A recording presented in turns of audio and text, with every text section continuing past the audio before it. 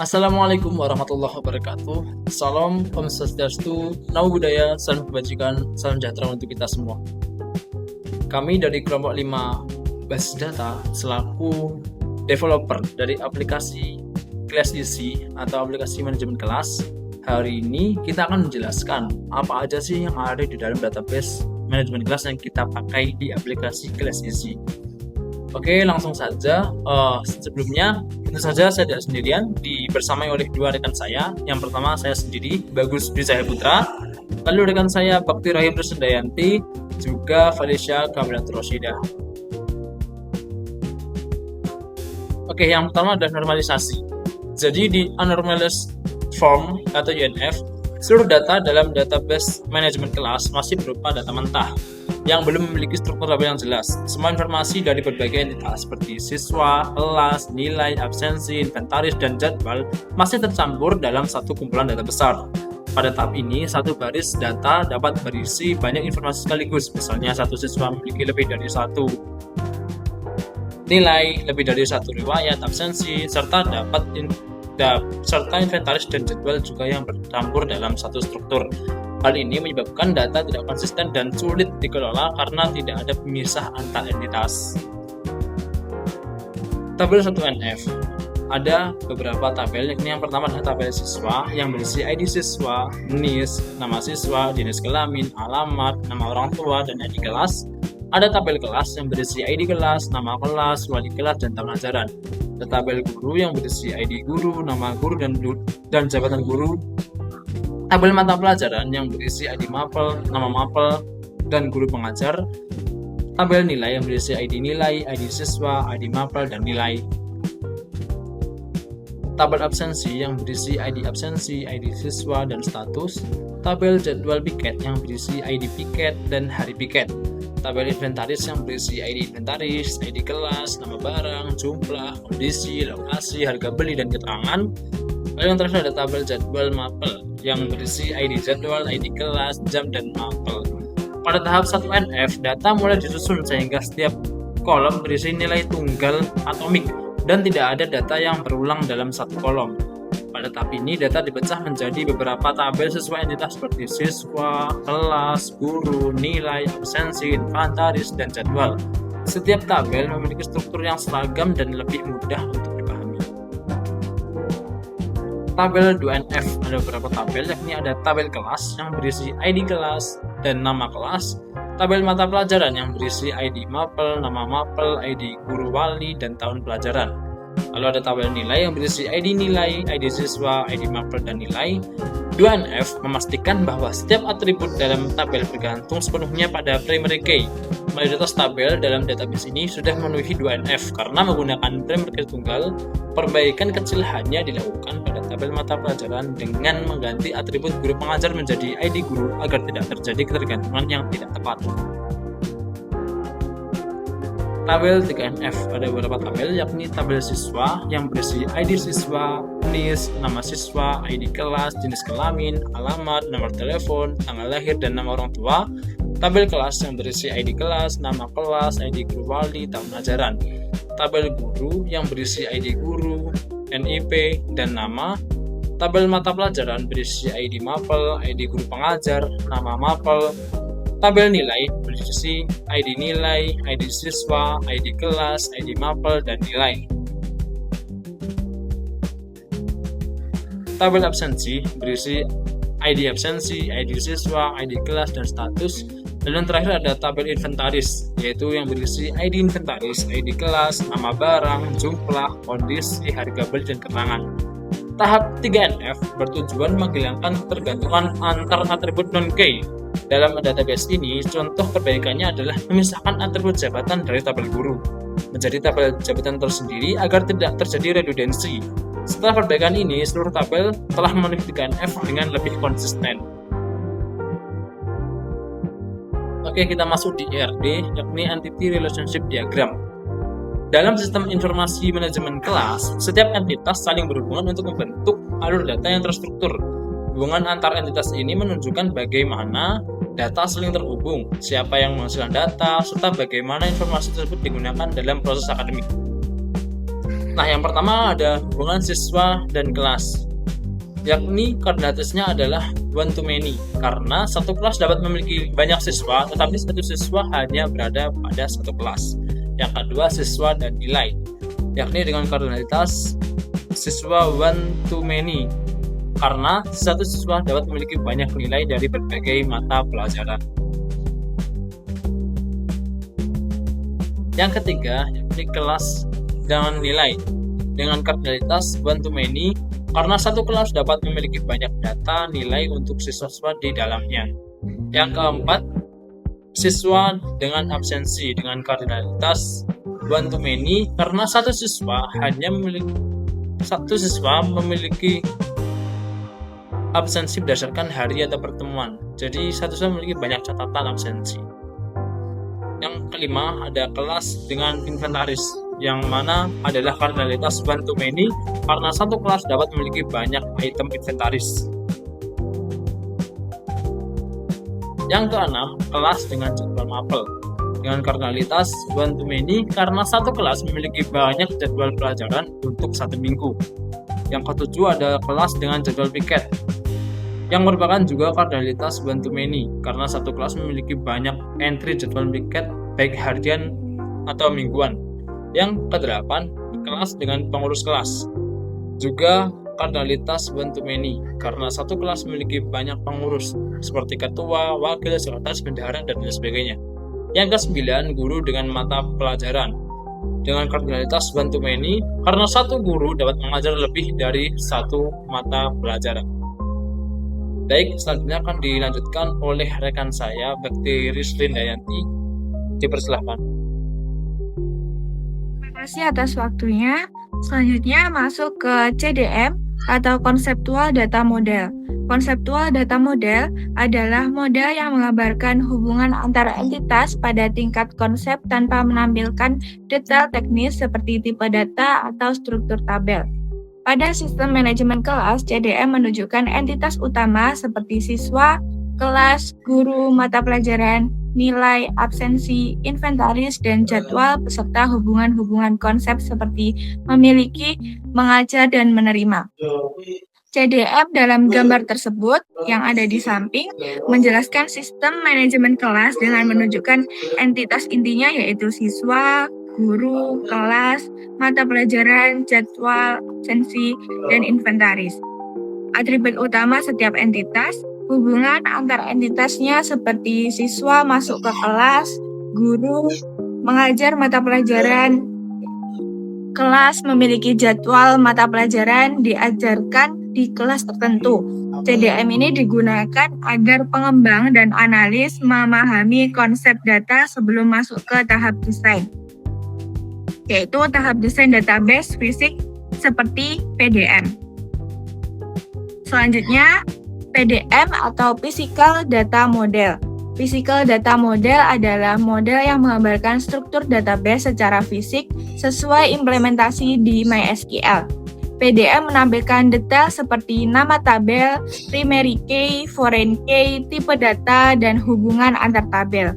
Pada sistem manajemen kelas, PDM mencakup tabel seperti siswa, kelas, nilai, absensi, inventaris, jadwal mata pelajaran, jadwal piket, pengurus kelas, guru, dan users. Dalam gambar di samping, ditampilkan elemen-elemen penting seperti nama tabelnya, misalnya siswa, kelas, guru, dan sebagainya, dan juga primary key, kunci unik tiap tabelnya, contohnya seperti ID siswa, ID kelas, ID guru, ID absensi, dan nilai. Kemudian bagian foreign key, atribut yang menghubungkan tabel satu dengan tabel lainnya, contohnya dengan ID kelas pada tabel siswa, ID guru pada tabel mata pelajaran, dan ID mata pelajaran pada tabel jadwal mata pelajaran. Kemudian ada tipe datanya seperti int, varchar, date, time, enum, timestamp. Kemudian relasi antar tabelnya ditunjukkan dengan garis penghubung pada diagram, contohnya siswa dengan kelas, guru ke mata pelajaran, kelas ke jadwal mata pelajaran, siswa terhadap absensi, dan siswa dengan nilainya. Next, yaitu hak akses. Pada aplikasi manajemen kelas ini terdapat 3 jenis pengguna, yaitu siswa, guru, dan admin, yaitu kepala sekolah. Masing-masing memiliki hak akses yang berbeda sesuai kebutuhan dan perannya. Yang pertama, siswa hanya dapat melihat informasi seperti jadwal, absensi, nilai, inventaris, dan data guru. Tidak memiliki hak untuk menambahkan atau mengedit data. Guru dapat melihat seluruh data dan memiliki akses menginput atau mengedit bagian tertentu seperti absensi, nilai, dan beberapa daftar terkait kelas. Kemudian, admin yaitu kepala sekolah memiliki akses penuh untuk melihat, menambah, mengedit, dan menghapus seluruh data serta mengatur seluruh fitur dalam sistem. Seperti tabel yang ada di samping, dengan yang memiliki akses akan ditandai dengan centang atau checklist. Jika tidak memiliki akses akan ditambah dengan X. Lanjut, query. Yang pertama yaitu DDL, Data Definition Language. Pertama-tama yaitu adalah bagian dari SQL yang digunakan untuk mendefinisikan struktur database-nya seperti membuat database, menghapus database, membuat tabel, mengubah tabel, serta menghapus tabel. Yang pertama, membuat database manajemen kelas dengan database manajemen kelas. Database ini digunakan untuk membuat database baru, dan manajemen kelas adalah nama database dan yang akan digunakan untuk seluruh tabel pada sistem manajemen kelas. Kemudian perintah membuat tabelnya seperti yang dijelaskan sebelumnya, yaitu membuat create data tabel kelas dan create tabel siswa dengan ID, dengan nama kelas, tipe datanya varchar, wali kelas, tipe datanya varchar, dan sebagainya seperti di gambar. Selanjutnya yaitu DML, Data Manipulation Language, yaitu yang pertama insert dan juga update serta delete.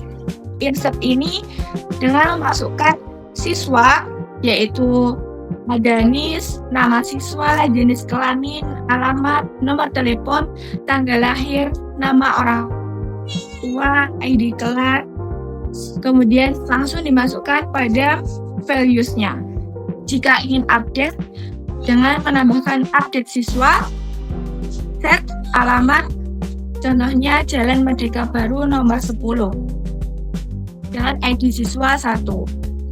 Jika untuk delete, langsung dengan menambahkan delete form siswa where ID siswa 1. Seperti itu. Untuk selanjutnya akan dijelaskan oleh rekan saya, Felicia. Baik, terima kasih kesempatannya. Jadi pada slide ini saya akan menjelaskan tentang DDL atau Data Query Language, yaitu perintah SQL yang digunakan untuk mengambil data dari database. Yang pertama ada perintah select, yaitu select from siswa untuk menampilkan data siswa, dan ada select from guru untuk menampilkan data guru. Yang kedua ada perintah select dengan where. Contohnya select from siswa where ID kelas sama dengan 1. Ini untuk menampilkan siswa yang mempunyai ID kelas. Lalu ada select from siswa where nama siswa like bagus untuk menampilkan siswa yang mengandung data bagus. Selanjutnya ada perintah select dengan order by. Contohnya ada select from nilai order by nilai tes. Perintah ini untuk mengurutkan data nilai dari yang tertinggi ke yang terendah. Bisa juga memakai USC jika mau urutannya banyak. Lalu ada perintah select string, yaitu di sini menambahkan nama kelas. Ada select siswa, nama siswa, kelas nama kelas, from siswa, join kelas on siswa, ID kelas, sama dengan kelas ID kelas. Perintah ini akan menampilkan nama siswa dan nama kelasnya karena data kelasnya itu ada di tabel yang berbeda. Selanjutnya ada perintah select dengan agregasi. Itu bisa dengan sum, count, atau average. Di sini kita menggunakan sum untuk menunjukkan data inventaris kelas, yaitu dengan select ID kelas, sum jumlah as total barang from inventaris by ID kelas. Next. Jadi selanjutnya saya akan menjelaskan tentang transaksi. Transaksi pada sistem manajemen kelas digunakan untuk memastikan bahwa setiap proses pengolahan data berjalan dengan konsisten dan tidak setengah jalan. Setiap transaksi dibungkus dengan stop transaction, lalu prosesnya, lalu commit. Tujuannya agar jika terjadi error, seluruh proses dibatalkan, jadi rollback terus, sehingga database tetap konsisten. Next. Yang pertama ada transaksi absensi. Tujuannya untuk memasukkan data absensi secara massal untuk satu kelas atau siswa dengan status berbeda. Analisis ini, sistem melakukan filter berdasarkan select dari data siswa. Nah, ini efisien untuk kelas yang penuh. Lalu menggunakan transaksi memastikan semua absensi versional lengkap. Pada input status berbeda digunakan temporary table, sehingga untuk memberi fleksibilitas memasukkan status masing-masing siswa. Jika satu data bakal, seluruh input dibatalkan sehingga tidak ada absensi yang sedang masuk. Gambar di samping ini adalah contoh query transaksi untuk absensi. Jadi dimulai dengan start transaction, lalu insert dengan menggunakan select untuk mencari data siswa kelas tertentu. Jika semuanya berjalan dengan lancar, maka sistem akan melakukan commit. Jika tidak, maka otomatis di rollback. Selanjutnya ada transaksi nilai. Tujuannya untuk memasukkan nilai satu kelas pada satu mata sekaligus. Analisisnya insert dilakukan secara batch atau multiple value. Cocok untuk input data nilai UTS atau UAS secara serentak, dan transaksi menjamin tidak ada nilai yang bersifat sebagian. Jadi semua siswa mendapatkan nilai atau tidak sama sekali. Selanjutnya ada transaksi siswa. Di sini ada tanggal siswa baru, yaitu untuk memastikan satu proses insert kompleks sebelum disimpan dan berguna saat siswa didaftarkan, mencegah duplikasi atau setengah data. Dan data pindah kelas siswa yaitu terdiri dari dua update, tabel siswa dan tabel pengurus kelas. Menggunakan transaksi yang sangat kondisi di mana siswa pindah kelas tetapi pengurus kelas tidak ikut terupdate atau inkonsistensi, sehingga data antar tabel tetap berulang. Selanjutnya ada transaksi kelas. Yang pertama ada tanda tulis baru. Jadi insert kelas dilakukan dalam transaksi akan data tidak rusak jika dibutuhkan. Dan juga ada hapus kelas, yaitu penghapusan kelas berisiko menimbulkan konflik bug dengan transaksi jika terjadi pelanggaran form atau error tidak didapatkan. Lalu ada transaksi guru. Di sini ada tanda dan update guru. Transaksi melindungi data nasabah guru agar tidak tercatat sebagian. Jika terjadi error input di nomor telepon tidak valid, data tidak tersimpan. Dan selanjutnya ada transaksi pengurus kelas. Contohnya ada tema pengurus, menjamin satu keuangan pengurus tersimpan dengan sempurna. Jika pengurus tidak valid atau ID siswa tidak ada, kami tidak dilakukan sehingga data tidak tersimpan. Yang ketujuh ada transaksi inventaris. Contohnya ada tanda inventaris, yaitu menunjukkan detail inventaris lengkap dalam satu unit. Dan juga ada pindah inventaris di mana memakai database dan lokasi dalam satu transaksi, sehingga menunjukkan kondisi di mana tetapi lokasi ditentukan. Selanjutnya ada transaksi jadwal model, yaitu menambahkan jadwal pelajaran dalam satu proses mengikuti jangka mata pelajaran tadi. Dan transaksi menjadi jadwal mulai dari Senin sampai Jumat tersebut. Selanjutnya ada transaksi jadwal tiket, yaitu memasukkan jadwal tiket lengkap dengan pelaburan dari sehingga menghindari data itu hanya tersimpan sebagai ketika input. Ini yang terakhir adalah membuat user perlengkapan biasanya paspor dan transaksi memastikan kita ada komitmen sebanyak kita sendiri transaksi absensi ini memastikan bahwa proses untuk pasal aman, konsisten dan terhindar dari kesalahan data. Inilah alasan mengapa transaksi sangat penting dalam proses database yang bersifat otomatis. Jadi sekian presentasi dari kelompok ini. Apabila ada kesalahan kami akan mengambil solusinya. Sekian dari kami. Wassalamualaikum warahmatullahi wabarakatuh.